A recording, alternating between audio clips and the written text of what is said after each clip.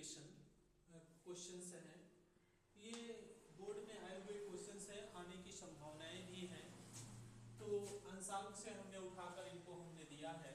यहाँ पर हम देख रहे हैं व्हाइट बोर्ड पर लिखा हुआ है 2 bulbs are connected rated 100 watt 200 volt and other 60 watt 220 volts are connected in a parallel. मतलब दो बल्ब हैं, दोनों जो हैं समांतर क्रम में जोड़े गए, दोनों बल्ब को समांतर क्रम में जोड़ा गया है।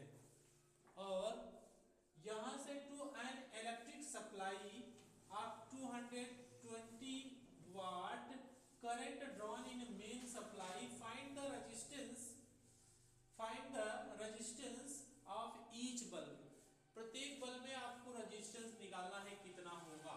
तो सबसे पहले हम यहाँ पे देखते हैं, अगर हम पैरेलल कॉम्बिनेशन करते हैं बच्चों, पैरेलल कॉम्बिनेशन करते हैं, पैरेलल कॉम्बिनेशन में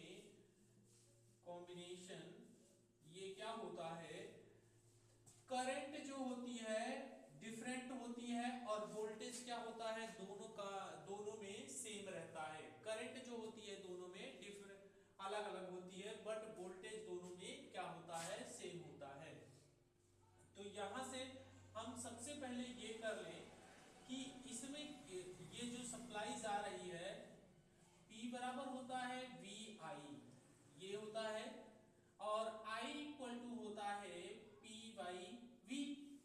अब बच्चों यहां से अगर हम I1 की बात करें तो P1 बाई V होगा, और यहां से P1 की वैल्यू है 100 वाट एंड 220 मीन्स आ गया आपका 10/22 एम्पियर। ये करंट हो गई। हमने अभी इसको कैंसिल नहीं किया है, बस ऐसे लिख दिया, ठीक है।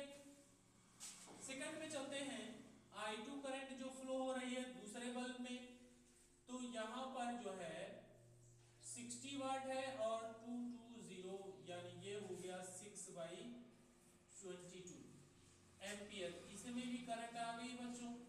तो टोटल करंट क्या होगी, I1 प्लस I2 होगी। Total current I1 plus I2 यहां से 10/22 प्लस 6/22 यानी 16/22 डिवाइड कर लीजिए 8/11 एम्पियर आ गई। टोटल करंट आ गई 8/11 एम्पियर।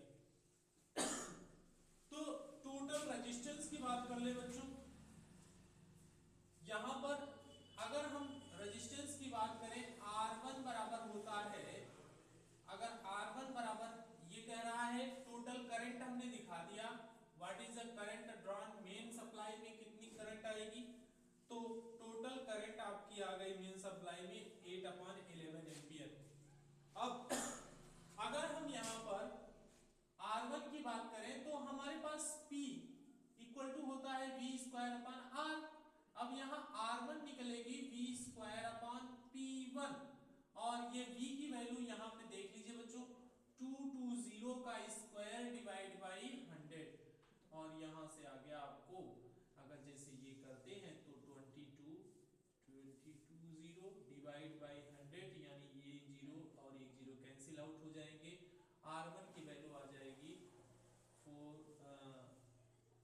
22/7 में 484 होता है, इतना ओम आ गया इसका रेजिस्टेंस। सेकंड वाले का सेम एज इट इज ऐसे ही होगा, 60 दिया हुआ है, सॉरी वहां भी दिया हुआ है 220 का स्क्वायर डिवाइड बाय 60, यानी हम यहां पर भी वही अप्लाई करेंगे 220 मल्टीप्लाई 220 डिवाइड बाय 60, यानी ये हो गया यहां से कैंसिल आउट, ये हो गया 484 0 डिवाइड बाय 6, 2 से डिवाइड करेंगे तो आएगा 2420 और